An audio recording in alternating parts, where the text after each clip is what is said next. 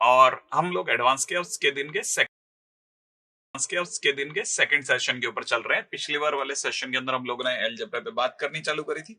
आज भी कुछ हद तक एलजेब्रा के ऊपर ही चर्चा होगी। एलजेब्रा से बढ़ते हुए हम लोग धीरे धीरे आगे बढ़ने की कोशिश करेंगे।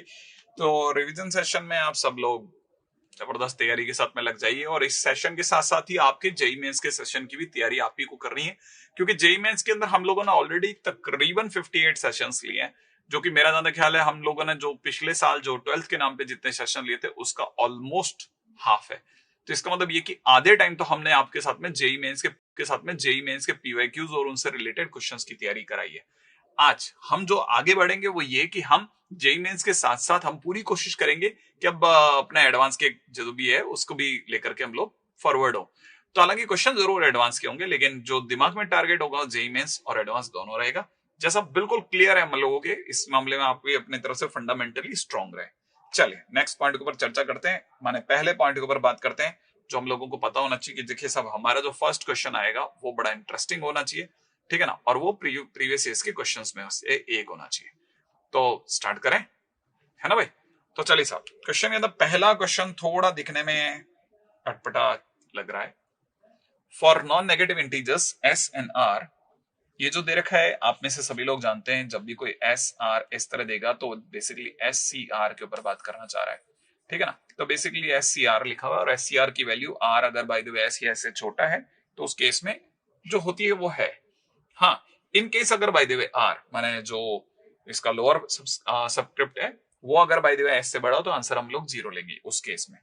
अच्छा, आगे बोल रहे हैं कि कोई दो पॉजिटिव इंटीजर्स एम और एन है जिनके लिए जी एम एन जो होगा वो सिग्मा पी इक्वल टू 0 से लेकर के M plus N F bracket के अंदर M comma N comma P upon में N plus P C P दे रखा है। अच्छा, किसी नॉन नेगेटिव इंटीजर p के लिए एफ एन पी की वैल्यू जो दे रखी है वो i इक्वल टू 0 से लेकर के m C I N plus I C P p plus N C P minus I, then which of the following statements are true. gmn अपने आप में gnm के बराबर है। पॉजिटिव इंटीजर्स m और n के लिए gm n प्लस n जो है वो gm m प्लस 1 n के बराबर है पॉजिटिव इंटीजर्स m और n के लिए, और 2m 2n जो है ट्वाइस ऑफ g mn के बराबर है पॉजिटिव इंटीजर्स mn के लिए।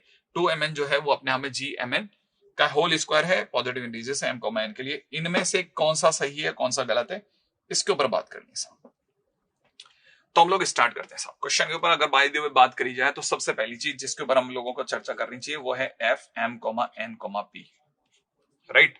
अगर हम लोग इसकी बात करते हैं तो हम जरा पीछे चल के देख लेते हैं कि हमारे को एम एन पी दे रखा है सिग्मा आई इक्वल टू 0 से लेकर के M C I N plus I C P P plus N C P minus I, ठीक है। मैं इस बात को लिख लेता हूं कि हमारे पास आई की वैल्यू 0 से लेकर के पी तक है, ठीक है। तो इसकी वैल्यू में दे रखा है आई की वैल्यू 0 से लेकर के पी तक है, ठीक है ना। और हम लोगों को आगे की तरफ दे रखा है एम सी आई माने एम आई ऐसे, फिर आगे दे रखा है एन प्लस आई पी, ठीक है ना भाई, सी पी, फिर आगे की तरफ हम लोग को दे रखा है N plus P C N plus I, right है। मैं थोड़ा और क्लैरिटी के साथ में समझने के लिए देख लेता हूं कि हम लोगों को एन प्लस पी नहीं P plus N P minus I, ठीक है ना। तो हम लोगों को जो लास्ट लाइन में दे रखा है वो दे रखा है p plus N P minus I. ये हम लोगों का क्वेश्चन है basically F M comma N comma P. अच्छा, अब अगर बाय द वे हम लोग इसी को प्रोसीड करते हैं तो सबसे पहली चीज जो ये कि जो आपने सभी को पता होनी चाहिए, लिखा हुआ है एम सी आई, ये लिखा हुआ है N plus I C P, ये दे रखा है P plus N C P minus I. मतलब बड़े इंटरेस्टिंगली ये सारी चीजें चल रही हैं। अच्छा, अब क्वेश्चन के अंदर हम लोगों को ये बहुत अच्छे से पता है कि मैंने आपको ये बता दिया था कि अगर कभी भी एन एन आर इस तरह से लिखा है दैट इज एनसीआर, जो कि आइडिया भी है कि हम लोगों को ये भी आइडिया कि इसके बराबर है। अच्छा, आगे की तरफ से अगर इसके ऊपर ही चर्चा करें तो सिग्मा में एमसीआई को एमसीआई रहने देते हैं। ये जो दे रखा है इसको अगर मैं ओपन करता हूं तो N plus I factorial upon में पी फैक्टोरियल, नीचे की तरफ एन प्लस आई माइनस पी फैक्टोरियल मल्टीप्लाइड में इसकी जगह पे अगर देखता हूं तो मुझे पता चलता है ये दे रखा है P plus N factorial upon में नीचे दे रखा है P minus I factorial P minus I factorial, ठीक है। और इधर दे रखा है P plus N minus P plus I factorial. और आपको ये भी पता होगा बहुत अच्छे से कि अगर हम लोगों को ये दे रखा है तो हमको p और p कैंसिल आउट दे रखा है। जो बच गया n प्लस आई, उससे आप चाहो तो n प्लस आई हटा सकते हो। मतलब हमारी तरफ से इसकी भी छूट है कि आप इसे भी हटा लो, या हटाना नहीं चाहते तो मतलब हम लोग अपनी तरफ से चीजों को जमा के भी लिख सकते हैं कि इसको इस तरह से भी सेट किया जा सकता है, ठीक है ना। तो आई एक्सपेक्ट कि आप ये वाली बात भी समझ रहे हैं कि इसमें हम लोगों को चीजों को किस तरह से भी सोचने को बोला गया कि भाई हम ऐसे नहीं तो ऐसे सोच लें, ऐसे नहीं तो ऐसे सोच लें। क्वेश्चन के अंदर एंटर कैसे करना है उसके ऊपर बात करते हैं, राइट है। सिग्मा के अंदर आगे चलते हैं, इस चीज को थोड़ा अपन इस साइड लिख लेते हैं कि ये जो कुछ भी दिया है वो हमारे को दे रखा है MCI, उसको तो अपन टच ही नहीं कर रहे, ठीक है ना। अच्छा, इधर की तरफ जो दे रखा है वो हमारे को दे रखा है n प्लस पी या p प्लस एन, एक ही बात है, p प्लस एन फैक्टोरियल। यहां हमारे को दे रखा है p फैक्टोरियल। अच्छा, अभी भी हमारे पास में जो कुछ बच रहा है उसमें हमारे पास बहुत ज्यादा स्कोप है ऐसा नहीं है। मतलब हम लोगों के लिए चीजें जो है बहुत बहुत ज्यादा मूवेबल नहीं है, ठीक है ना भाई। अच्छा, जो ये कुछ भी दिख रहा है इसमें भी अगर मैं आपको बोलूं कि मैं इसके लिए p प्लस एन के लिए p फैक्टोरियल तो यहां से ले आया, लेकिन जो मेरे पास में अगली चीज है वो अभी अवेलेबल नहीं है, तो मैं उसके लिए जानबूझ करके n फैक्टोरियल यहां लिख देता हूं, ऐसा। अच्छा, अब आगे बढ़ते हैं। अब जो बच गया उसके लिए भी दिमाग लगा रहे हैं भाई। यहां हमारे पास में ये बच गया और ये बच गया है, राइट है भाई। तो एक तो p माइनस आई का फैक्टोरियल देख बच रहा है, और एक बच रहा है n प्लस आई माइनस पी, ठीक है। आप में से कई लोग इसे ऐसे देखते हैं n minus P minus I, ठीक है, ये फैक्टोरियल बच रहा है। अच्छा, ऊपर से कहीं से अगर, क्योंकि मैंने ये n फैक्टोरियल अपने घर से लगा रखा है थोड़ी सी देर के लिए, अगर मैं n फैक्टोरियल की उधारी भी चुकाता हूं तो ये n फैक्टोरियल ऐसे दिख रहा है। अच्छा, जो कुछ भी रह गया मैं उसमें से MCI, बहुत ध्यान से मेरे दोस्त समझते हुए चलना ताकि 1% भी गलती ना हो जाए। हमारे पास में जो कुछ भी है उसको जरा ध्यान से समझना। ये जो जो दे रखा है ये यहां से यहां तक लिख रहा हूं NCP, ठीक है ना। अभी से हटा देता हूं, जो ये दिख रहा है इसकी जगह पे मैं लिख रहा हूं that is nothing but NCP minus I, ठीक है भाई। अच्छा, अब इसमें भी एक और इंटरेस्टिंग बात बताता हूं। हमारा आई अपने आप में 0 से लेकर के p तक है। पूरी कहानी आई के वेरिएबल होने पे है कि आई जो है वो 0 से p तक है, मैंने आई चेंज हो सकता है। इस पूरी कहानी में आई नहीं है, इसलिए एनसीपी को बाहर ले जाओ। ओके, अब जो कुछ भी बच गया थोड़ा सा क्लोज ला करके लिख देते हैं एनसीपी माइनस आई। मतलब हम लोगों ने ये चीज यहां तक बहुत क्लियरली विजुलाइज कर ली है कि चीजें हम लोगों के लिए इस लेवल तक ले आए हैं, ठीक है भाई। अच्छा, अब ये चीज भी हटा लेते हैं, एनसीपी की जगह एनसीपी लिख लेते हैं, वेरी गुड, करली ब्रैकेट। अब मैं आई की वैल्यू एक एक करके ओपन करूंगा, ठीक है ना। आई एक्सपेक्ट कि आप में सभी लोग ये बात समझ जाएंगे कि मैं आई की वैल्यू एक एक करके ओपन कैसे कर सकता हूं। आई की वैल्यू पहले नंबर पे क्या लगेगी, 0। जैसे एन आई की वैल्यू 0 लगेगी it will be MC0 into यहां पे हो जाएगा NCP, प्लस जब आई की वैल्यू 1 लगेगी इट विल बी MC1, ठीक है ना, इंटू 1 इंटू में यहां हो जाएगा NCP माइनस 1, प्लस यहां हो जाएगा MC2 इंटू में कितना NCP माइनस 2, और लास्ट में आई की वैल्यू जब p पहुंचेगी तो it will be MCP into NC0। ये करली ब्रैकेट यहां क्लोज कर देते हैं, एनसीपी को एनसीपी ही रहने देते हैं। अच्छा, जो ये पूरा वेरिएशन चल रहा है, अगर आप इसे थोड़ा मतलब इसे थोड़ा नजदीक से देखेंगे तो आपको कुछ चीजें आइडिया देने लग जाएगी कि ये किस तरफ चला गया। अगर आप इसे समझते हैं तो एनसीपी को तो एनसीपी ही पड़े रहने देंगे भाई, हम इसे चेंज ही नहीं कर रहे कि भाई एनसीपी को तो अभी अपने को टच ही नहीं करना, कि क्वेश्चन के अंदर हम लोगों को ऐसा लगे कि एनसीपी क्या है क्या नहीं है। मतलब मुझे ऐसा लगता है कि बाकी चीजों को देख करके तो फिर भी आप एक बार के लिए रियलाइज कर जाएंगे कि ये किस तरफ रन हो रही है, लेकिन आगे जो एनसीपी बैठा है, ठीक है ना, उसको हम लोग टच नहीं कर रहे। आप चाहें तो छोटा मोटा एक दुक्का किसी जगह पे कुछ छोटा मोटा चेंजेस अगर करना चाहें तो कर सकते हैं, बाकी इसको लेकर के किसी तरह की कोई गुंजाइश मुझे यहां नहीं दिख रही। अच्छा, अब हम लोगों के पास में एक दो चीजें और भी हैं। अच्छा, एक पॉइंट ये भी है कि ये एक छोटा सा चेंजेस और मैं चाह रहा हूं, ठीक है, उसको समझना। ये जो कुछ भी लिखा है ये एनसीपी नहीं है, ये N प्लस PCP है, N प्लस PCP है ना। ये भी और क्लियर हो जाए ताकि मैं आगे बढ़ जाऊं तो उससे पहले इसे भी क्लियर कर दूं। देखो जरा, N plus PCP is equal to में हो जाएगा n plus P factorial upon में नीचे ये इसकी वजह से p फैक्टोरियल इनटू में n plus P minus P factorial, ये होगा p और p कैंसिल आउट कर दो तो ये n फैक्टोरियल होगा, इसलिए ये n plus P C P ज्यादा बेटर है। तो कहने मतलब पहले तो ये करेक्शन के साथ में अपन यहां से आगे बढ़ जाते हैं। ये दे रखा है n plus P C P. अच्छा, तब तक इंटरेस्टिंगली बड़ा अच्छे अच्छे तरीके से समझना, ये जो कुछ भी लिखा है ये लिखा हुआ है m plus N C P, m plus N C P. अच्छा, ये कैसे सर? अगर आप m plus N C P अगर आप वैसे देख रहे हैं तो हो सकता है शायद आप गलत देख रहे होंगे, लेकिन अगर आपने बाइनोमियल थ्योरम को ढंग से सुना है तो आप क्लिक कर जाएंगे कि ऊपर वाले का सम नीचे वाले का सम, ऊपर वाले का सम नीचे वाले का सम अगर मेंटेन होकर के चल रहा हो तो उसको डायरेक्ट ऐसे लिखा जा सकता है। मैंने काफी फास्ट ट्रिक लगा करके सीधे सीधे आंसर पे ले आया हूं। अच्छा, जो कुछ भी चल रहा है मैं तब तक आपको बता दूं, m n p f of this they रखा है। अच्छा, एंड साथ में हमारे को दे रखा है g m n, याद होगा आपको, ये देखो पीछे क्वेश्चन के अंदर एक g m n दे रखा है, ये रहा, ये अपने हमें दे रखा है p इक्वल टू 0 से लेकर के m प्लस n तक, है ना। मैं आपके सामने दोबारा से कॉपी कर देता हूं कि g m n मुझे क्या दे रखा था, है ना, p इक्वल टू 0 से लेकर के m प्लस n तक, और ऊपर दे रखा था f m n p upon में नीचे की तरफ हम लोगों को दे रखा है n plus P C P, ठीक है ना भाई, n plus P C P. तो वापस से लिख लेते हैं इसको, n plus m n plus P C P ऐसा लिखा हुआ है, राइट। तो मैं g m n को दोबारा से घेर रहा हूं। अच्छा, इधर से मुझे सिग्मा की जगह सिग्मा ही दिख रहा है, f m n p की जगह पे मैं ये पूरा फिट कर सकता हूं, तो मैं लिख रहा हूं n plus P C P multiplied by m plus n C P upon में नीचे इसको बस सिर्फ कॉपी करके लिख रहा हूं, तो यहां पे हो जाएगा n plus P C P, और ये कैंसिल आउट हो जाएगा n plus P C P.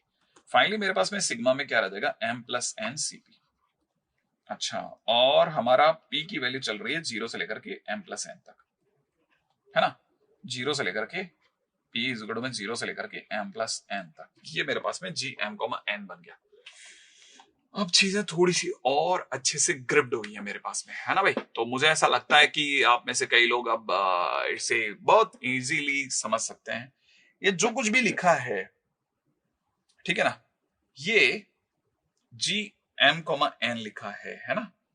अच्छा, थोड़ा पीछे चलते हैं और हम लोगों के लिए कुछ और इंटरेस्टिंग अगर इसने दिया हो तो हमें ये पता है कि m plus N F N प्ली ये हमारे बराबर में है। अच्छा, दूसरी बात, ये इतना तो समझ में आ गया कि अगर ऐसा है और किसी ने मान लेते हैं अगर किसी ने g m n की जगह n m पूछा होता तो क्या होता, सिग्मा में p 0 होता, यहाँ पे m प्लस n होता, और इसकी जगह पर n प्लस m cp हो जाता।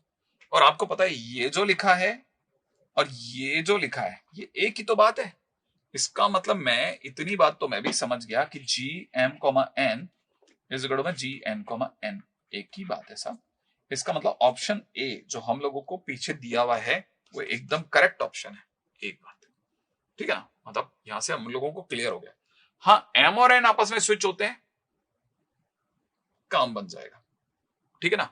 अच्छा, अगर बाय द वे ऐसा नहीं होता, मान लो अगर ऐसा नहीं होता तो दूसरा ऑप्शन हम लोगों को क्या कहता है, g m प्लस 1 n अगर किसी ने लिखा होता तो यही सिग्मा में m प्लस n की जगह m n के लिए यहां हो जाता m plus 1 plus n cp हो जाता। और आप इसे ऐसा बोले या n plus 1 plus n cp बोले, एक ही बात है, ये बोलना ये। इसका मतलब ये किसके बराबर है, g n प्लस 1 n के बराबर है। एक और बात इंटरेस्टिंगली समझ में आ गई। अच्छा, अब चलते हैं सी ऑप्शन की तरफ। क्या हम लोगों का अगला ऑप्शन जरा समझना भाई, अब हमारे पास में ये बी ऑप्शन भी सही है। अच्छा, सी ऑप्शन में तो 2m 2n ही देखना है, माने मेरे को इससे काफी हद तक आइडिया पड़ जाएगा कि वो ट्वाइस ऑफ gmn के बराबर है, gmn के होल स्क्वायर के बराबर है, माने हमें gm 2m 2n देखना है, ठीक है। तो साहब g मैंने अपनी तरह से लिखा, यहां इस ऑप्शन को यहां पे चेक कर लेते हैं कि g 2m 2n किसके बराबर होगा। अब पॉइंट ये उठा कि g 2m 2n किसके बराबर होगा।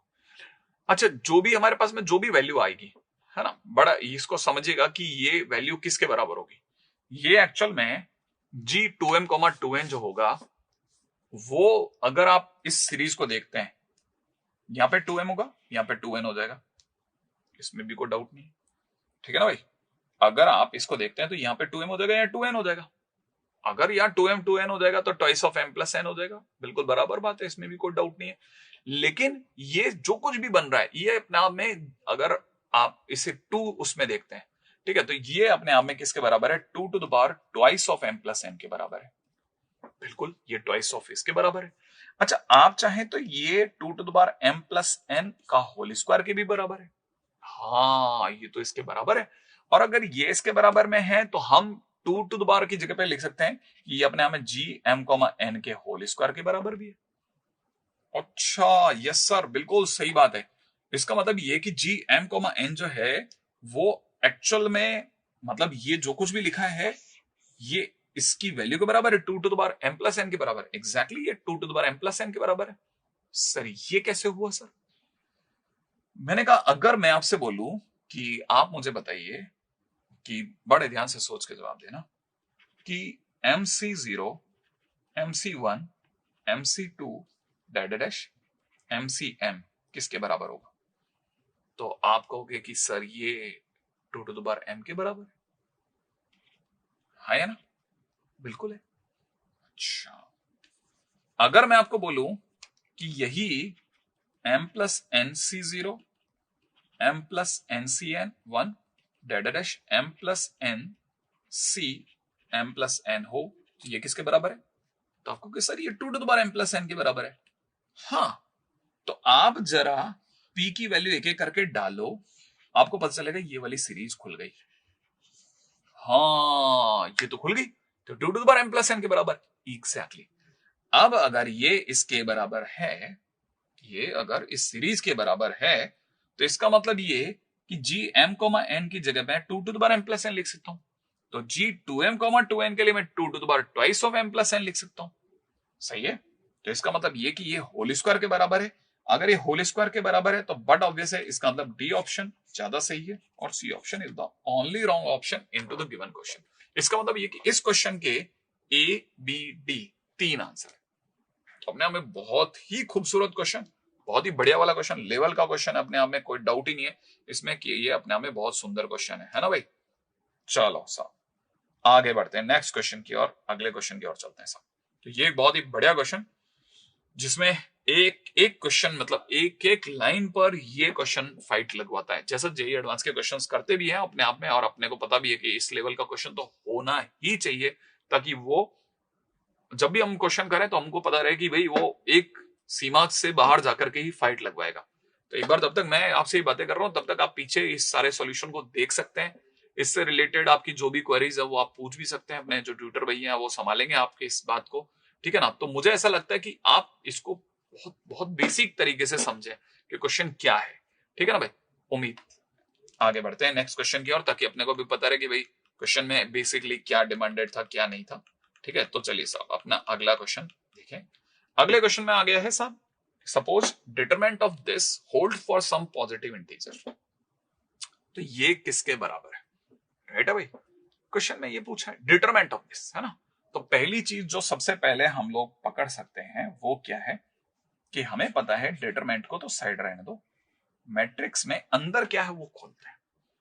के की जगह 0 डालता हूं तो सबको पता है के जुगड़ों में 0 डालने पर सीधा 0 0 0 से ओपन हो जाएगा, 0 प्लस 1 प्लस 2 प्लस 3 से लेकर के ये कहानी n तक जाएगी, जान दो। अच्छा, अगर मैंने k की वैल्यू 0 डाली तो यहां हो जाएगा NC0 0 का स्क्वायर, NC1 1 का स्क्वायर, NC2 2 का square and dash NCn n का स्क्वायर। डन। आगे बढ़ जाते हैं, अगले के लिए बात करते हैं k इक्वल टू 0, तो that is NC0 into 0, NC1 into 1, NC2 into 2 और डैश लास्ट में कितना हो जाएगा NCn इंटू में n बराबर। अच्छा, मतलब ये भी बहुत इजी। अच्छा, अगले वाले में रखेंगे तो यहां हो जाएगा NC0 3 की पावर 0, NC1 3 की पावर 1, NC2 3 का स्क्वायर और बढ़ते बढ़ते लास्ट में कहा जाएगा NCn और 3 टू द पावर। अब हमने अपनी तरफ से पूरी सीरीज ओपन कर दी है। इस सीरीज के अंदर मुझे नहीं लगता कि किसी को भी कंफ्यूजन आया होगा कि ये क्वेश्चन क्या है। अच्छा, इसके बारे में भी सबको 101% पता है कि मैं थोड़ी सी देर बाद में इसे डिटरमिनेंट लिखूंगा और मैं आपको बताऊंगा ये n इंटू एन प्लस 1/2 है। ये अपने आप में सबको याद भी है, बराबर है, इसमें कोई डाउट नहीं कि ये इसके बराबर है। अच्छा, अब एक और चीज, जब सीरीज ऐसे चल रही होती है NC0 into 0, NC1 into 1, right है, तो आप अगर इसे सॉल्व करके आते हैं तो आपको पता चलेगा ये n इंटू 2n-1 के बराबर है। ठीक है ना, तो मैं आपको ये रिजल्ट मैंने आप लोगों को बाइनोमियल के दौरान बताए थे। NC0 into 0, NC1 into 1, NC2 into 2, और बढ़ते बढ़ते लास्ट में NCn इंटू n जो होता है वो n टाइम्स 2n-1 के बराबर होता है।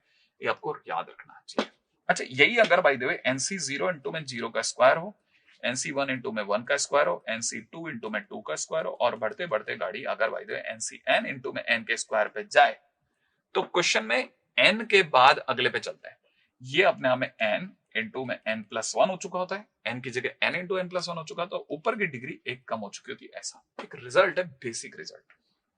तो मैं इसकी जगह पर रिजल्ट नंबर 2 माने n into n plus 1 into 2n-2 का यूज करूंगा, रिजल्ट है बेसिक। इसकी जगह पर n इंटू 2n-1 का यूज करूंगा, बेसिक रिजल्ट है। ये जो कुछ भी लिखा है अगर आपको पता है तो बढ़िया, नहीं तो मैं आपको बता देता हूं ये क्या लिखा है। NC0 इंटू एक्स की पावर 0, NC1 इंटू एक्स की पावर 1, NC2 इंटू एक्स की पावर 2 और NCn इंटू एक्स की पावर n, और ये अपने आप में 1 प्लस एक्स की होल पावर n का एक्सपांशन है। तो यहाँ पे x का रोल निभा रहा है 3, तो बेसिकली ये 1 प्लस 3 की होल पावर n का एक्सपेंशन है, इसलिए इसे शांति से बैठाते हैं। तो चलिए साहब, अभी तक हम लोगों ने इसे काफी श्रिंक कर दिया, इसे काफी छोटा बना दिया और इसे यहां तक लिया। अच्छा, पूरी कहानी में, क्योंकि कहानी में हम लोग डिटरमिनेंट की बात करेंगे, ठीक है ना, तो हम लोगों को पता होना चाहिए हम किसका क्या चीज बढ़ा रहे हैं, कैसे चला रहे हैं, क्या नहीं चला रहे हैं। ठीक है, तो पहली बात तो, क्योंकि कहानी में यहां तक मैट्रिक्स है, ठीक है, आप चाहो तो इसे 4 की पावर n करके और इजी कर लो भाई, कि भाई हम लोगों ने अपनी तरफ से इसके लिए तो कंफर्म कर दिया कि ये इसके इक्विवेलेंट ही है। अब क्वेश्चन ने हमारे को दे रखा है इसका डिटरमिनेंट 0 करना है, तो पहले एक काम करते हैं, डिटरमिनेंट की बात करते हैं। डिटरमिनेंट हो जाएगा कितना, n प्लस 1 डिवाइड बाई 2, यहाँ हो जाएगा n plus 1 2 to the power n minus 2, यहाँ हो जाएगा n 2 to the power n minus 1, यहाँ हो जाएगा 4 टू द पावर n, और इस पूरे का डिटरमिनेंट इक्वल टू 0। ठीक है, अब क्या किया जा सकता है भाई, ये दो दुकानें तो कह रही हैं कि ऊपर वाली से n into n plus 1 common ले लो, ले लिया। अच्छा, नीचे की जो दुकानें हैं वो सलाह दे रही हैं कि 2 to the power n minus 1 common ले तो सर आप ले लें, आप बोलो तो ले लेते हैं। अच्छा, ऊपर हमारे पास बच जाएगा 1/2, यहां बच जाएगा 2 to the power n minus 2, यहां नीचे से जब हमने 2 to the power n minus 1 common ले लिया तो बच जाएगा n, और यहां बच जाएगा 2 to the power n plus 1, और ये इक्वल टू 0 दे रखा है क्वेश्चन। ओके ओके, अब और कहां जा सकते हैं क्वेश्चन के अंदर, हम लोगों ने जितनी दूर तक बातें कर सकते थे कर ली भाई। ठीक है भाई, यहां तक तो मुझे लगता है कि आप में से हर एक जना जो है वो आइडिया लगा चुका है कि मतलब हम एक सोफिस्टिकेटेड लेवल तक आ गए। अच्छा, अब क्या किया जाए, अगर मान लीजिए मैं इसके आगे बढ़ता हूं, तो मैंने n की जगह पर, इस जगह पर n की जगह पर मैं अगर मैं 2 रखता हूं, लेट से मैंने अगर बाय द वे n की वैल्यू 2 रखी, मतलब अभी तो नहीं रख रहा, लेकिन आप रख सकते हैं, तो भी वैल्यू सोची जाती है। लेकिन अभी भी मुझे एक आइडिया और लग रहा है कि मैं ये यहां से भी कुछ कॉमन ले सकता हूं। ठीक है ना, तो मैंने n plus 1 2 to the power n minus 1 यहां तक तो कॉमन ले ही लिया। अच्छा, इधर वाली जो कॉलम है उसमें से मुझे ऐसा लगता है कि मैं 2 to the power n minus 2 common ले लेता हूं। चलो, 2 to the power n minus 2 common ले लिया। अच्छा, अगर मैंने ऐसा कर लिया तो यहां से बच जाएगा 1/2, और यहां से बच जाएगा 1, यहां से बच जाएगा n और यहां से बच जाएगा 8। आई एक्सपेक्ट कि आप समझ सकते हैं, और इस पूरी कहानी को मैं 2 to the power 2n-3 लिख देता हूं। अच्छा, अब कुछ नहीं, इसे अपन ओपन करना चाहते हैं, ठीक है भाई। तो देखो, इक्वल टू 0 से पहले मैं आपको बता दूं, ये फाइनली मेरे को दिख रहा है n+1 2 to the power 2n-3, और ये दिख रहा है मुझे 4 - n equal to 0। I expect कि यहां तक की चीजें भी आपको भी क्लिक कर रही हैं कि भाई हम लोगों ने मल्टीप्लाई करके इतना आंसर निकाल लिया। इसको 0 रखते ही n की वैल्यू 0 आ जाएगी, इसको 0 रखते ही n की वैल्यू -1 आ जाएगी। रिजेक्ट रिजेक्ट, क्योंकि पॉजिटिव इंटीजर है n, तो ये दो आंसर तो फिलहाल फेल हो गए। माने n की वैल्यू 0 आ रही है, एक -1 आ रही है, इससे तो 0 आ ही नहीं रहा। एक n की वैल्यू 4 आ रही है जो कि सिलेक्ट हो गई, क्योंकि बाकी दो तो नेगेटिव है या 0 है। अच्छा, मान लेते हैं अगर n = 4 काम कर गया, तो n = 4 के काम करने से क्या होगा सर? भाई हमसे ये मांगा जा रहा है कि आप तो सिग्मा में k की वैल्यू 0 से लेकर के n माने 4 तक लो, और इसे 4ck अपॉन k+1 लिख लो। अच्छा, अगर मैंने k की वैल्यू 0 डाल दी तो it is 4c0/1, 4c1/2, 4c3/4, 4c4/5। यहां तक हम लोगों ने सोच लिया। ओके, मतलब हमारे पास में चार, एक सेकंड, इसमें 4c1 4c2 भी तो होगा, 4c2/3 भी तो होगा, और यहां हो जाएगा 4c3/4 और 4c4/5। ओके, मतलब हम लोगों की तरफ से इतनी दूर तक बड़े आंसर बन गया। अब करना क्या है, देखो, जब 4c0 जो है उसकी जगह तो मैं 1 लिख देता हूं, पास वाली की जगह 4 लिख लेते हैं। सही भाई। अच्छा, इसकी 4c2 का मतलब हो जाएगा 4 × 3/2, मतलब 6। 4c3 माने फिर से 4, राइट है, और 4c4 माने फिर से 1। ओके, ऐसा। अच्छा, अब हमारे पास में एलसीएम की बात चली, तो एलसीएम कैसे लाओगे सर आप? मैंने कहा देखो, ये 2 है, ये भी 2 है, ये भी 1 है, तो 5 तो इसका अलग कर दो, 5 और 1 6 + 1/5 कर लो आप।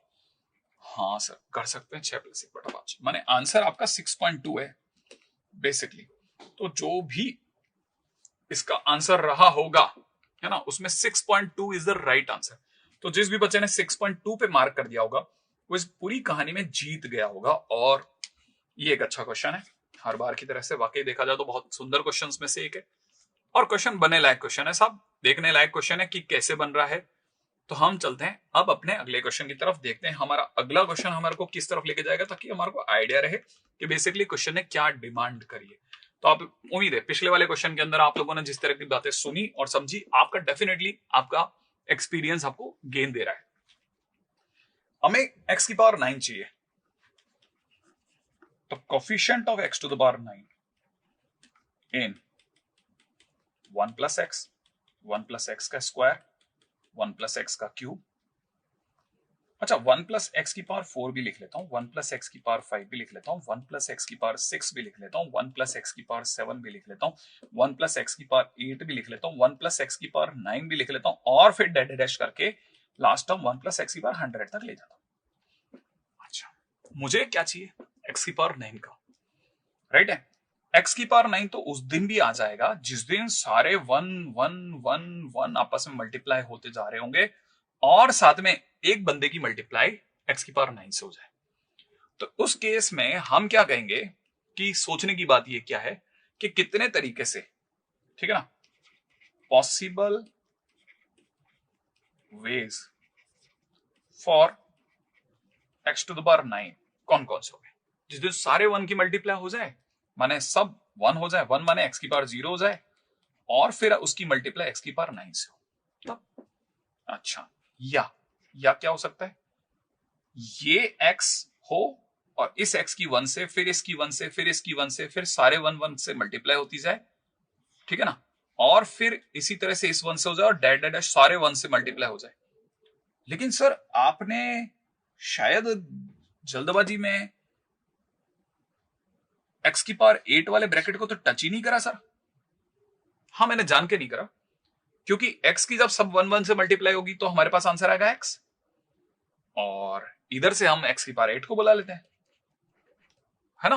कहने का मतलब ये कि सारे तो 1 1 1 1 से मल्टीप्लाई होंगे और बाकी ये x की पावर 8 से मल्टीप्लाई होगा। हाँ, जिस दिन इस x की मल्टीप्लाई इस x की पावर 8 से होगी, x की पावर 9 मिल जाएगा। तो ऐसे तो सर जिस दिन इस x स्क्वायर की मल्टीप्लाई इस x की पावर 7 से होगी और बाकी साइड टाइम सारे 1 1 1 1 मल्टीप्लाई होंगे, तब भी आपके पास x की पावर 7 आ जाएगा। एग्जैक्टली यही तो बात है, आप सोचनी है। माने x स्क्वायर की x की पावर 7 से हो, x क्यूब की x की पावर 6 से हो, x की पावर 4 की x की पावर 5 से हो, x की पावर 5 की x की पावर 4 से हो, x की पावर 6 की x की पावर 3 से हो, x की पावर 7 की x की पावर 2 से हो, x की पावर 8 की x की पावर 1 से हो और x की पावर 9 की। अब आप कहोगे x की पावर 9 तो सर फिर से दोबारा आ गया। हाँ, अब आप इससे पहले कि दोबारा जाओ, मैं आपको रोकूंगा और आपको कहूंगा पीछे जाइए। कहां तक पीछे जाइए? इसके बाद में जितने भी हो रहे हैं सब रिपीट हो रहे हैं। ये गलती है, ऐसा नहीं करना। अगर आपने ऐसा कर दिया तो सब गड़बड़ कर दोगे दोस्त। x की पावर 4 की x की पावर 5 से हो या x की पावर 5 की x की पावर 4 से, एक ही बात है। आप ये इसके बाद के सारे हटाओ। हाँ, ये सब रिपीट हो रहे हैं। अब इसकी जगह मैं आपको सलाह दूंगा कि x की पावर 4 की अगर आपने x की पावर 5 से मल्टीप्लाई कर दी है तो आप ढूंढ के लाओ x की पावर 1, उसकी मल्टीप्लाई कराओ x की पावर 2 से, फिर उसकी मल्टीप्लाई कराओ x की पावर 6 से। अच्छा, फिर x की पावर 2 की मल्टीप्लाई x की पावर 3 से, फिर इसकी मल्टीप्लाई x की पावर 4 से कराओ। ओके, ऐसे ही मैं आपको सलाह दूंगा x की पावर 1 की x की पावर 3 और x की पावर 5 से कराओ। अच्छा, और सर ऐसा तो ऐसे ही कर सकते हैं, x की पावर 1 की x की पावर 4 से और फिर अपन x की पावर 4 से कर लें। मैंने कहा आप जब x की पावर 1 लोगे तो ये दे देगा, आप जब x की पावर 4 ये वाला लोगे तब ये वाला ब्रैकेट दे देगा। तो ये x की पावर 4 देने वाला कौन सा दानी ब्रैकेट आ गया? कोई ब्रैकेट बचा ही नहीं जिसके पास x की पावर 4 हो। अच्छा, मतलब x की पावर 4 दोबारा नहीं, अरे है ही नहीं ना। एक x की पावर 4 था, एक ही ब्रैकेट था जिसमें x की पावर 4 था, वो ये वाला है। इसका दोबारा x की पावर 4 कहां से लाएंगे? हाँ, तो पॉसिबल नहीं है दोस्त। अच्छा, ये भी देखना है। एग्जैक्टली, छोटी छोटी बातें ध्यान से सुनना। ऐसे ही अब एक बच्चे के दिमाग में ये ख्याल आ गया कि सर x की पावर 2 की x की पावर 2 की x की पावर 5 से कर दे तो क्या ये पॉसिबल है? नहीं नहीं नहीं नहीं, ये पॉसिबल नहीं है। हाँ, अब सपोज करो किसी बच्चे के दिमाग में आ गया कि मैं x की पावर 3 की x की पावर 4 से मल्टीप्लाई करता हूं, फिर x स्क्वायर से मल्टीप्लाई कर लूंगा सर। तो मैं उसे सलाह दूंगा क्या कर रहे हो, ये और ये केस सेम है दोस्त। अरे हाँ, ये तो एक ही बात है, ये तो चीजें आगे पीछे तो लिखी हुई है। हाँ, तो ये रिपीटेशन नहीं करना। इतने ही केस संभव हैं x की पावर 9 के। कितने केसेस हैं जरा गिनो? 1 2 3 4 5 6 7 8, माने टोटल आपके पास में 8 केसेस हैं और हर बार सबका कोफिशिएंट 1 है, क्योंकि 1 के सिवा और कुछ है ही नहीं। किसी भी टर्म का कोफिशिएंट 1 से ज्यादा है ही नहीं। देखो ना, इसका कोफिशिएंट कितना 1, एक्स स्क्वायर का कोफिशिएंट कितना 1, एक्स क्यूब का कितना 1, तो सबका कोफिशिएंट ही 1 है। तो हम कहेंगे कि कोफिशिएंट ऑफ, है ना, एक्स की पावर 9 ओवरऑल। कैसे? हम कैसे देखेंगे? हम इसको ऐसे देखेंगे कि केस या तो ये बनेगा या ये, या माने प्लस। तो हमारे पास में ओवरऑल अगर by the way coefficient of x की पावर 9 देखा जाए तो दैट विल बी 8, क्योंकि number of cases equal to 8। हाँ, ये हुई ना बात। अब आप में से कई लोगों को लगा होगा गजब क्वेश्चन है, सुंदर क्वेश्चन है, ये रिपीट करने लायक है, ये मेंस में आ सकता है और एडवांस में इसका कोई छोटू भाई आ जाए तो आ जाए, चलेगा। आई एक्सपेक्ट कि आपको ये कहानी यहां तक की पकड़ में आ गई होगी। अब क्वेश्चन में आगे बढ़ जाता हूं, ठीक है। चलो नेक्स्ट क्वेश्चन के ऊपर बात करते हैं। अगला क्वेश्चन हमें कहां लेके जाता है, जल्दी से हम लोग अगले क्वेश्चन के ऊपर चलते हैं। देखें हमारा अगला क्वेश्चन हमें क्या कह रहा है भाई। अगला क्वेश्चन कह रहा है कोफिशिएंट ऑफ x की पावर 11 बताइए in the expansion of this. चलिए, हमें कोफिशिएंट ऑफ x की पावर 11 बताना है। अगर देखा जाए तो हम क्या सोच रहे हैं दिमाग में, इसको समझने की कोशिश करना कि कैसे हम लोग इस पूरी कहानी से x टू द पावर 11 बनवा पाएंगे। ठीक है ना, बड़े ध्यान से समझना। अभी क्या है बेसिकली कि अगर जैसे मान लीजिए कि मैं आपके सामने एक पॉसिबल कंडीशन दिखाता हूं x की पावर 11 लाने की। आई एक्सपेक्ट कि आप में से सभी लोग समझ पाएंगे। ठीक है, मुझे x की पावर 11 लाने के लिए क्या सोचना है, ठीक है ना। मुझे अच्छे से पता है कि मुझे मेरी पहली लड़ाई x की पावर 2 से होगी, ठीक है। अच्छा मैं आपको ऐसे नहीं, मैं आपको और थोड़ा पेशेंसफुली लेके चलता हूँ। आई एक्सपेक्ट कि आप में से हर एक जना ये समझ जाएगा कि इसको देख करके कि इसका सीन ये है कि ये 4CR जनरल टर्म इंटू में 1 की पावर 4 minus R which has not been written, x to the power 2 to the power, इसे R1 कह रहा हूं, R1 लिख लेते हैं, ठीक है ना। Multiplied by right now it is 4CR2 and it is x cube two the power R, x cube two the power R2, ठीक है। तो R2 इससे मल्टीप्लाई हो जाएगा, x to the power 3R2 लिख लेते हैं अपन। Same we can say 4CR3 into में x to the power 4R3, ऐसा सोचिए, ओके। तो coefficient of all this is 4CR1 multiplied by 4CR2 multiplied by 4CR3 into में x to the overall power will be 2R1 plus 3R2 plus में 4R3, और हम चाहते हैं x की ओवरऑल पावर 11 आ जाए, जिसमें R1 R2 R3 are integers. तो we are going to make a table R1 R2 R3, sum 11 लाना है इस इक्वेशन में रखते हुए। तो मान लो मैंने R1 की जगह 0 रख दिया, तो एक तरह से मेरे पास में 3R2 प्लस में 4R3 का सम मुझे 11 लाना है, और आ सकता होगा तो पता चल जाएगा। जैसे मैंने R2 की जगह 1 रखा सपोज, तो ये हो जाएगा 3 प्लस 4R3 बराबर 11। तो ये 3 जिस दिन इसमें से हटेगा ये 8 बचेगा और कैंसिल आउट होकर इसकी वैल्यू 2 आ जाएगी। माने 1 पॉसिबल कंडीशन इज 0 1 2, ठीक है। अच्छा मान लो कि मैंने R2 की जगह 2 रखा, तो ये हो जाएगा 6 plus 4R2 is equal to 11। तो इसका मतलब 4R2 बराबर कितना हो जाएगा, 4R2 बराबर 5। तो वो 5 हो नहीं सकता R की किसी वैल्यू के लिए, ठीक है, जो कि इंटीजर हो। तो इसका मतलब ये फिजिबल नहीं है, तो हम 2 लिख ही नहीं सकते। 2 नहीं लिख सकते तो 3 की तो चांस ही खत्म कर दो आप। तो इसका मतलब ये कि for R1 equal to 0 there is only one condition left, that is 0 1 2। Now I am going to put R1 की प्लेस पे 1। अगर मैंने R1 की जगह 1 रखा तो यहाँ पे 1 रखते ही ये हो जाएगा 2 प्लस में 3R2 प्लस में 4R3 इज इक्वल टू 11। अब ये 2 जिस दिन उसमें से घटेगा यहाँ 9 रह जाएगा। अगर ऐसा हो गया तो मैं सोच रहा हूं कि जैसे मैंने R2 की जगह 0 रखा, ठीक है, तो यहां से हो जाएगा 4R3 बराबर 9, जो कि फिजिबल नहीं है। अब मैंने R1 R2 की जगह 1 रखा, तो 3 प्लस 4R2 बराबर 9, माने 4R2 बराबर कितना हो गया, 4R3 बराबर कितना हो गया 6, फिजिबल नहीं है तो हटा लो, ठीक है ना। अगर मैंने R2 की जगह 2 रखा होता तो ये हो जाता 6 प्लस में 4R3 बराबर 9, माने 4R3 बराबर 3, जो कि पॉसिबल नहीं है तो हटाते जाओ, ठीक है। माने यहाँ R1 की जगह पे 1 फिजिबल ही नहीं है, हटा लेते हैं। अच्छा लेकिन सर अगर हमने R2 की जगह पर 3 रख दिया होता तो ये हो जाता 9 प्लस में 4R3 इज इक्वल टू 9, ये तो फिजिबल है। कैसे, ये 9 जिस दिन इसमें से हटेगा तो यहाँ 0 हो जाएगा और R3 की वैल्यू 0 लेते हैं। मैंने कहा एग्जैक्टली, तो 130 इज द राइट आंसर। ऐसे अब मैं R1 की और कोई वैल्यू देख नहीं सकता, तो मैंने इसलिए इस वाले पूरी पोजीशन को हटा लिया और इसकी जगह पे दूसरी कैलकुलेशन में लग गया कि यहाँ 2 हो जाए तो क्या होगा। अगर यहाँ 2 हो गया तो R1 की जगह 2 रखते ही ये हो जाएगा 4 प्लस में 3R2 प्लस में 4R3 बराबर 11 होगा। अब आप ये 4 इसमें से हटा लो, आपको चाहिए 7। वो आपको देखते ही पता चल जाएगा कि अगर आपने इसकी जगह 1 और इसकी जगह 1 रखा तो 3 प्लस 4 इज इक्वल टू 7, माने 2 1 1 is the right answer. Okay, अब अपन रखते हैं, इसके सिवा और कोई तरीका नहीं है तो मैं इसको जल्दी से भगा करके अब मैं अगले पे चलता हूं। दैट इज मैंने इस R1 की जगह पे रखा 3 6 प्लस में 3R2 प्लस में 4R3 इज इक्वल टू 11। इसका मतलब ये 6 जिस दिन गया यहां से बचेगा 5, और आप कोई दुनिया की ताकत लगा लो R2 और R3 की कोई इंटीजर पॉजिटिव वैल्यू 5 नहीं दिलवा सकती, माने आप यहाँ पे 3 रख ही नहीं सकते। तो आप लास्ट ट्राई कर लो भाई 4 की, अगर आपने 4 रख दिया तो आपको पता है यहाँ पे 4 रखते ही ये हो जाएगा 8 प्लस में 3R2 प्लस में 4R3 बराबर 11, और आपको पता चलेगा ये 8 जिस दिन इसमें से गया यहाँ हो जाएगा 3।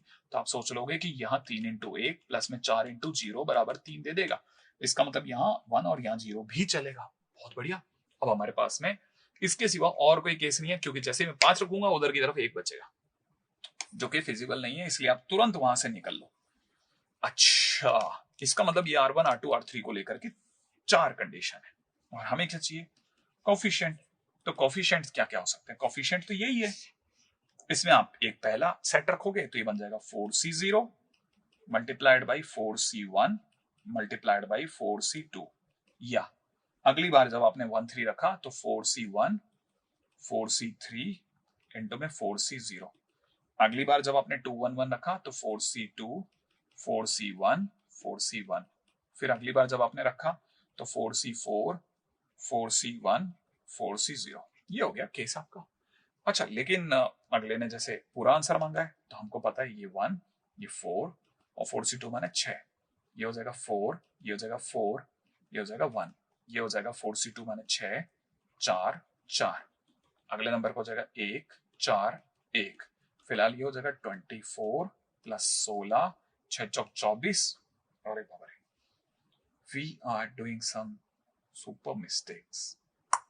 कैसे भाई? हमारे आंसर सारे हजारों में आ रहे हैं, और अगर आंसर हजारों में आ रहे हैं तो कोई हम लोग डेलिब्रेटिंगली, आहा, यहां पे गलती हो गई थी, एंड दैट वाज, ठीक है, इसके अंदर यहाँ 7 है, दैट इज 4 की जगह यहाँ हो जाएगा 7, और यहाँ पे 12 है तो यहाँ हो जाएगा 12, ठीक है, तो it is 7 it is 12 basically, ठीक है ना।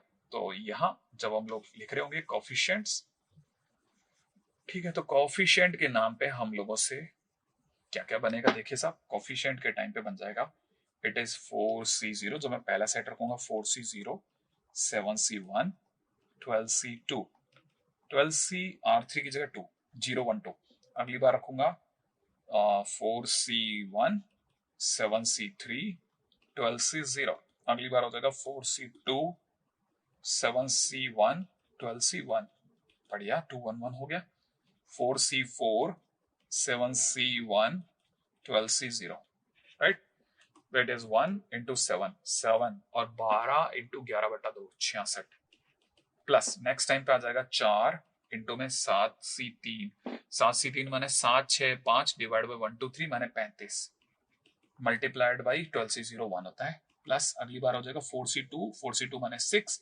इंटू 7 इंटू 12, अगले नंबर पर हो जाएगा 1 इंटू 7 इंटू 1, तो यहां से हो जाएगा 420 और 42 462, अगले नंबर पर हो जाएगा 35 इंटू 4 माने 140, यहाँ पे हो जाएगा 42 420 प्लस 84 504 प्लस 7, तो चलिए साहब ये और ये मिलकर के तो हमारे पास बन गए 966 और 966 प्लस 40 966 प्लस 40 1006 1116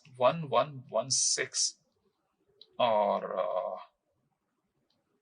1106, तो ये 1113, ठीक है, तो इसका option C is the right option भाई, राइट ऑप्शन, ठीक है, तो कहने वाला answer will be C option.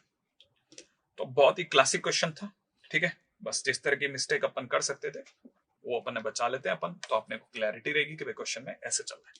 तो देखिए साहब, ये था कोफिशिएंट का क्वेश्चन, हालांकि बहुत डिफिकल्ट तो नहीं कहा जा सकता, लेकिन हाँ ठीक है, बेसिक क्वेश्चन से थोड़ा स्टैंडर्डाइज था, मेंस के तो लायक है, एडवांस में हो सकता है दोबारा रिपीट कर जाए, तो वैसे भी अपने को तो पढ़ के जाना है, ठीक है, ध्यान रखना इस क्वेश्चन का। अब चलते हैं हम लोग अगले क्वेश्चन की तरफ, ठीक है, ताकि हमारे को क्लैरिटी रहेगी हमारे को कैसे चलना है। नेक्स्ट क्वेश्चन के ऊपर बात करते हैं, अगला क्वेश्चन क्या कहता है, ताकि हमारे को जल्दी से हम अगले क्वेश्चन में एंटर कर जाए। क्वेश्चन कह रहा है लेट C1 एंड C2, बहुत ध्यान से एक एक बात को सुनते हुए चलना, ताकि हम कोई भी गलती से भी गलती ना करें। Let C1 and C2 are two biased coins such that the probability of getting had in one single toss are 2/3 and 1/3 respectively. Okay, दो सिक्के हैं, दोनों घिस करके रख दिए गए हैं, माने दोनों में हेड या टेल आने के चांसेस बिगाड़ दिए गए। अच्छा, पहले सिक्के पर हेड आने के चांस 2/3 है और दूसरे पे 1/3 है। अच्छा, suppose alpha is the number of heads that appears when the C1 is tossed twice. अगर C1 को 2 बार उछाला जाता है तो उसमें हेड आने के चांसेस अल्फा है। ओके, एंड अगर बाय द वे C2 को 2 बार उछाला जाता है वहीं पर, तो उस पे हेड आने के चांसेस जो है वो अपने आप में बीटा है। Then the probability that the roots of the quadratic equation that are real is question mark। मतलब क्वेश्चन बड़ा धमाकेदार सा बनाने की कोशिश करी गई है। ठीक है, थोड़ा छोटा कर लेते हैं। क्वेश्चन में एक एक चीज आपको पता होनी चाहिए, तभी आप इस तरह के क्वेश्चंस के अंदर कोई भी आइडिया लगा पाएंगे। ठीक है ना, ताकि आपको क्लैरिटी रहे भाई। ठीक है, आपको ये बता दूं, C1 की अगर हम लोग बात करते हैं तो हेड आने की प्रोबेबिलिटी 2/3 है और टेल आने की प्रोबेबिलिटी 1/3 है। अगर हम C2 की बात करते हैं तो प्रोबेबिलिटी हेड आने की 1/3 है और टेल आने की 2/3 है। आई एक्सपेक्ट कि ये छोटी सी बात अपने को पता है। अच्छा, सामने वाला कह रहा है कि roots of x square minus, समझ रहे आप, x square minus alpha x plus beta equal to 0 के रूट्स रियल है। Roots of x square minus alpha x plus beta equal to 0 are real and equal. इसका सीधा मतलब है d equal to 0, इसका सीधा मतलब है alpha square minus 4 beta equal to 0, इसका सीधा मतलब है कि अल्फा स्क्वायर 4 बीटा ही हो सकता है। ओके, अल्फा जहां पर C1 पर 2 बार सिक्के के उछलने पर हेड आने के चांसेस हैं और बीटा जहां पर C2 कॉइन के 2 बार उछाले जाने पर हेड आने के चांसेस हैं। ये आप भूलेंगे नहीं, दिमाग में इसको फिट करके रखना। और साथ में एक और कंडीशन है, अल्फा स्क्वायर 4 बीटा के बराबर है, ताकि आपको ये भी क्लैरिटी रहे। अब क्या क्या संभावना है वो बता देता हूं। अच्छा, अब एक और बात, अल्फा और बीटा इंटीजर ही होंगे क्योंकि ये नंबर ऑफ चांसेस है। आप 2 बार सिक्का उछाल रहे हैं तो हो सकता है एक बार भी हेड ना है, तो आप कहोगे अल्फा 0 है। अगर C1 सिक्के को 2 बार उछाला, उसमें एक बार हेड आता है तो आप कहोगे अल्फा 1 है। अगर दोनों बार हेड आता है तो आप कहोगे अल्फा 2 है, और इससे ज्यादा हो नहीं सकता क्योंकि आप सिक्का 2 ही बार उछाल रहे हो। तो इसका मतलब ये कि अल्फा और बीटा को लेकर के जो जो भी पॉसिबिलिटीज हैं, पॉसिबिलिटीज क्या है, हो सकता है दोनों में 0 आए क्योंकि 0 का square is equal to 0 satisfy होगा।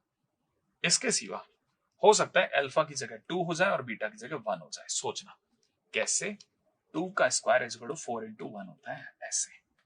तो आपके पास दूसरे चांसेस है 2,1। माने अल्फा और बीटा को लेकर के आपके पास 2 ही पॉसिबिलिटीज हैं।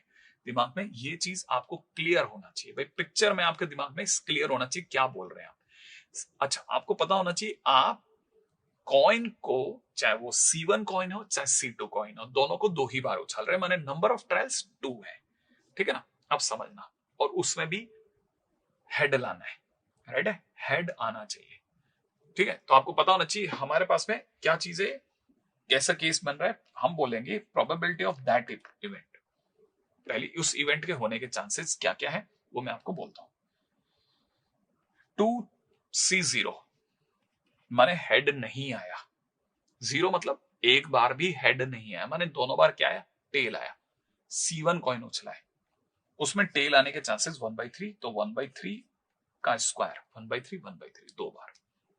फिर दूसरा कॉइन उछला है, उसमें भी 0 चांसेस है हेड आने के, हेड नहीं आया, हेड के 0 चांस, माने टेल ही टेल है, और टेल के आने के चांस 2/3 है, तो आप 2/3 का स्क्वायर कहोगे। या अब अगला था 2,1, अल्फा के 2 होने का मतलब दोनों बार हेड आया, तो 2C2 2 में से 2 बार हेड आने के चांसेस 2/3, पहले सिक्के की उछाल पे दोनों बार हेड ही आया। फिर अगले में 1, तो 2C1 2 में से किसी एक चांस पर हेड आया, तो एक चांस पर हेड आया तो इसका मतलब 2/3, एक चांस पर हेड आया और दूसरे चांस पर टेल आया 1/3। ये आपकी टोटल प्रोबेबिलिटी ऑफ इवेंट है। इसका मतलब इट इज नथिंग बट 1/9 और 4/9 प्लस, यहां से देखा जाए तो इट इज 4/9 इंटू में 2/9, 2C2 4/9, तो आंसर हो जाएगा 16 और 4 20/81। 20/81 इज माई आंसर। चेक कर लेते हैं कि हम लोगों के पास में 20/81 माने बी ऑप्शन एकदम सटीक ऑप्शन है। क्वेश्चन मुश्किल नहीं था, प्रोबेबल है। इसी तरह का क्वेश्चन मेंस के लिए भी, मेंस प्रोबेबल। ठीक है, तो मेरे को लगता है कि शायद you can understand that this kind of question. This kind of question can come into mains also as well as advanced के लिए we are repeating. मतलब हमारी तो दौड़ ही सारी की सारी, मेरा ज्यादा ख्याल है हम जितनी भी दौड़ लगा रहे हैं वो सब एडवांस के नाम पे लगा रहे हैं, और ये पॉसिबिलिटीज आप समझ के चल रहे हैं, मतलब समझ रहे हैं, आप समझ रहे हैं। ठीक है साहब, चलिए अपन अपने अगले क्वेश्चन की तरफ मिशन जारी रखते हैं और हमारे को पता रहेगा कि हम क्वेश्चन में कैसे आगे हेड कर रहे हैं। अगला क्वेश्चन हमारे सामने आ चुका है। Two fair dices, each with the faces numbered 1, 2, 3, 4, 5 and 6 are rolled together and the sum of the number on their faces is observed. दो डाइसेस हैं, दोनों के ऊपर 1 से लेकर 6 तक के नंबर लगे हुए हैं, उनको एक साथ फेंका जाता है और उन दोनों के फेसेस पे जो नंबर आ रहे हैं उन्हें देख लिया जाता है। This process repeats till the sum of either a prime number और अ परफेक्ट स्क्वायर। जब तक दोनों का सम प्राइम नंबर आ रहा है या फिर दोनों का सम एक परफेक्ट स्क्वायर आ रहा है, तब तक ऐसी घटनाएं चला रहे हैं, है ना। अच्छा, suppose the sum turns out to be a perfect square before it turns out to be a prime number. अच्छा अच्छा, अब ये क्या कि हमने दो डाइसेस फेंकी, फेंकने पे प्राइम नंबर भी आ सकता है सम और परफेक्ट स्क्वायर भी आ सकता है। हम किस केस के बारे में बात कर रहे हैं कि परफेक्ट स्क्वायर पहले आ जाए, प्राइम नंबर उसके बाद ही आए, माने किसी भी प्राइम नंबर से पहले परफेक्ट स्क्वायर आने के chances. If P is the probability that the perfect square is an odd number, then the value of 14P. अच्छा, अब इन्होंने और आगे बढ़ाया कि आप इतने पे मत रुक जाना, परफेक्ट स्क्वायर जो हो वो भी एक ऑड नंबर होना चाहिए। अब आपको ये पता होना चाहिए, आप अपने दिमाग से इस बात को नहीं जाने देंगे कि आपका जो भी क्वेश्चन है, आपका जो भी क्वेश्चन है वो बेसिकली क्या है, बेसिकली इसको आप समझ के चलना, दो डाइसेस का है पहली बात तो, और दोनों डाइसेस पे सम की बात हो रही है। तो किसी भी दो डाइसेस को अगर आप फेंकते हैं तो कैसे कैसे प्राइम नंबर आ सकते हैं, पहले अपन इस पे बात कर लेते हैं। तो we are talking about when sum is prime, ठीक है, और दूसरा हम बात करेंगे sum is an perfect square, sum is perfect square. चलो अब जरा इस पे भी चर्चा करते हैं। सम प्राइम है, प्राइम सम कैसे हो सकता है?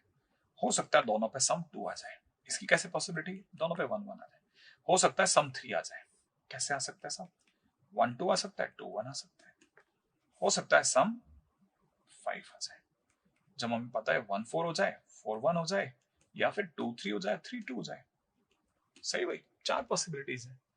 या फिर सम 7 आ जाए, आ सकता है सम 7 आना, बुरी बात नहीं है, सम 7 भी आ सकता है। ठीक है, अगर सम 7 आ रहा है तो हम बोल सकते हैं 1 6 6 1, ठीक है ना, 2 5 5 2, या फिर 4 3 3 4, और तो कोई पॉसिबिलिटी नहीं है ना। चलिए, अच्छा सम 9 आएगा तो मैं आपको बता दूं, सम अगर 4 आता है तो that is a perfect square, उसकी पॉसिबिलिटीज है 1 3 3 1 या फिर 2 2 आना। और अगर सम 9 आता है तो ये पॉसिबिलिटीज हैं सब, इसका 1 तो हो नहीं सकता, 2 भी नहीं हो सकता, 3 हो सकता है, 3 6 आ जाए, 6 3 आ जाए, या फिर 5 4 4 5 आ जाए।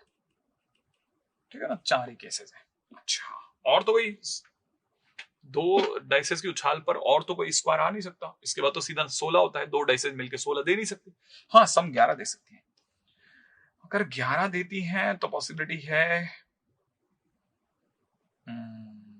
5 6 6 5, दो ही केसेस की पॉसिबिलिटीज है ना। तो ये तो हमारा सम हो गया, और उधर की तरफ कैसे केसेस हो रहे हैं वो उसके ऊपर बात करते हैं। तो हम बात कर रहे थे कि पॉसिबिलिटी क्या है कि प्राइम नंबर आए। तो टोटल केसेस दो डाइसेस जब भी फेंकी जाती है तो टोटल केसेस होते हैं 36, माने नंबर ऑफ सैंपल स्पेस 36 है। हमारे कितने?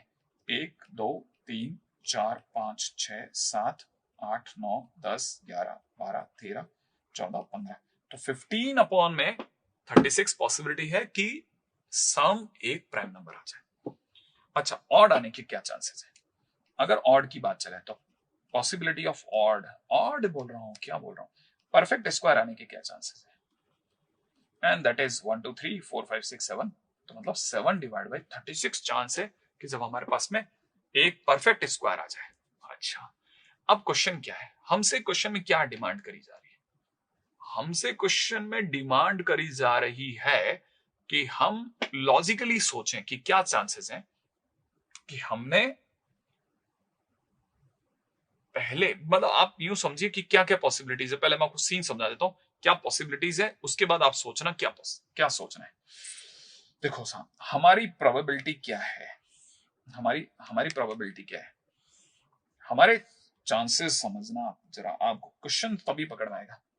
पी अपने आप में पी से भी पहले सम जो है वो अपने आप में परफेक्ट स्क्वायर हो before it turns out to be prime number. अगर हमसे क्वेश्चन में पूछा जाए कि एंट्री क्या क्या है, तो प्रोबेबिलिटी ऑफ ई माने दैट इवेंट ऑकरिंग जो हमसे पूछी जा रही है उसके होने के क्या तरीके होंगे। कि भाई हम तो पहले ये समझ जाएं कि हमारी पॉसिबिलिटीज क्या है, नंबर ऑफ सैंपल स्पेस क्या है। नंबर ऑफ सैंपल स्पेस क्या है कि या तो हमने थ्रो किया तो कैसे कहानी चली। आप यूं समझिए कि स्टोरी कुछ इस तरह से रन हुई कि आपने कहा कि पहली बारी में ही परफेक्ट स्क्वायर आ जाए सम, या फिर क्या हो कि सम परफेक्ट स्क्वायर ना आए। दूसरा केस क्या हो सकता है, सम जो है वो अपने आप में, मतलब इसको लॉजिकली समझ के चलना कि ये स्टोरी किस तरह से रन होगी क्या है, ठीक है ना। प्राइम नंबर आ जाए, मतलब इसको चीज को गौर कीजिएगा, प्राइम नंबर आ जाए, ठीक है ना। मतलब पहली बार में तो हमने एक ही बार थ्रो करा, अब हम दो थ्रो कर रहे हैं, ठीक है ना। हम दो थ्रो कर रहे हैं, suppose the sum turn out to be, मैंने पहली बार में प्राइम नंबर आए और या फिर परफेक्ट स्क्वायर आए, ठीक है ना। तो प्राइम नंबर एक बार आए और परफेक्ट स्क्वायर भी एक बार आए, दो थ्रो में से, ठीक है। अब हमने और आगे थ्रो करें तो यहां से देखा जाए तो 15/36 का स्क्वायर हो जाए, आप अगर इसको कैच कर रहे हैं तो, ठीक है। क्योंकि हमें ओवरऑल अगर देखा जाए, इसको जरा क्लियर कर दूं मैं, ये कह रहा है या कि हमारे पास में प्राइम नंबर आए तीन थ्रोज में से दो में और एक में एक परफेक्ट स्क्वायर आ जाए। अच्छा, या फिर क्या हो जाए, प्राइम नंबर आ जाए तीन थ्रोज में और एक थ्रो के अंदर परफेक्ट स्क्वायर आ जाए, राइट। अच्छा, एंड सो ऑन, ये सब कंटिन्यू है, ध्यान रखिए। अच्छा, इसमें से हमारे क्या चॉइसेस है, ये तो टोटल सम ऑफ इवेंट हुआ। अब इसमें हमारे फेवरेबल केसेस क्या, फेवरेबल केसेस सम का परफेक्ट स्क्वायर आना नहीं है। फेवरेबल केस है कि नहीं साहब, इसमें भी ये केस ना होकर के ये हो कि हर बार परफेक्ट स्क्वायर भी ऑड वाला है। अच्छा, अब ऑड वाले के क्या चांसेस है, ऑड वाले के चांसेस 4/36, चार ही तो केस है, तो इसका मतलब ये कि हमारे चांसेस हो जाएंगे 4/36, 4/36 वन टाइम, है ना। जिस बार परफेक्ट स्क्वायर आए उस बार 4/36 आए, या फिर दो थ्रोज हो उनमें से पहले ऑड पड़े और फिर प्राइम नंबर आए, ये ना question. perfect square is an odd number, suppose that the sum turns out to be perfect square before it turns out to be a prime number। Prime number से पहले perfect square है, ठीक है। तो दो थ्रोज में से पहले परफेक्ट स्क्वायर आ गया, फिर एक प्राइम नंबर आया, ठीक है ना। या फिर एक परफेक्ट स्क्वायर आया और फिर अगले दो थ्रो के अंदर प्राइम नंबर आ गए, एंड सेम कंटिन्यूअस।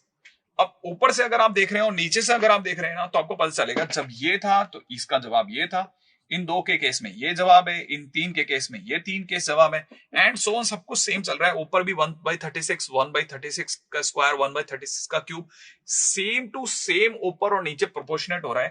और अगर आपको पता चल रहा हो तो ऊपर से 4 कॉमा ले लो, नीचे से 7 कॉमा ले लो, ऊपर की और नीचे की दोनों की सीरीज एक दूसरे को कैंसिल आउट कर देगी। फाइनली आपकी जो प्रोबेबिलिटी आने वाली that is 4/7, and that's your answer. अच्छा, लेकिन ये प्रोबेबिलिटी जो है ये p के बराबर है। अब क्वेश्चन नंबर से कह रहा है कि इसे तो 14p चाहिए, इसका मतलब 14 टाइम्स में 4/7 कैंसिल आउट करते हो तो आंसर विल बी 8 सॉरी, तो आंसर 14p का 8 है। और अपने आप में बहुत ही सुंदर क्वेश्चन है। इसमें सबसे ज्यादा मुश्किल की घड़ी क्या है, मुश्किल की घड़ी ये है कि बंदा पहले परफेक्ट स्क्वायर को गिरवाता है और उस परफेक्ट स्क्वायर में भी उसकी जो डिमांड है वो परफेक्ट स्क्वायर नहीं है, वो है परफेक्ट में भी ऑड की कंडीशन, जो कि अपने आप में वाकई में देखा जाए तो कहानी को बड़ी कंफ्यूजिंग स्टेट में लाके खड़ी कर देती है। एक अच्छा, इसमें एक जगह और कंफ्यूजन आ सकता है, वो ये कि 3 थ्रो अगर होते हैं तो 3 में से पहले परफेक्ट स्क्वायर गिरे और फिर प्राइम आ जाए, ठीक है ना? हाँ, और फिर दोबारा प्राइम, मतलब दोबारा परफेक्ट स्क्वायर नहीं आना चाहिए क्वेश्चन के अंदर। ये बड़ा इंटरेस्टिंग है, इसको भी बड़े कंसिडर करते हुए खेला। हाँ, तो ये अपने आप में बड़ा अच्छा क्वेश्चन है।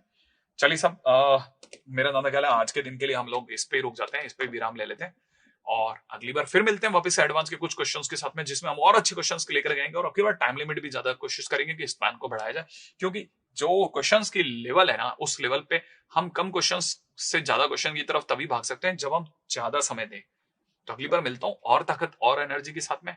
तब तक तो वही प्यारा सा संदेश, अपना सम्मान अपने को बनाना है, माता पिता से सम्मान पाना ही नहीं है, माता पिता का सम्मान करना भी है और साथ में उनसे सम्मान पाना भी है। भाई बहनों से तो नोकझोंक चलती रहती है, हिंसा से दूर रहना है, मित्रों से प्रेम बना के रखना है, सफलता अपने साथ ही साथ रहेगी।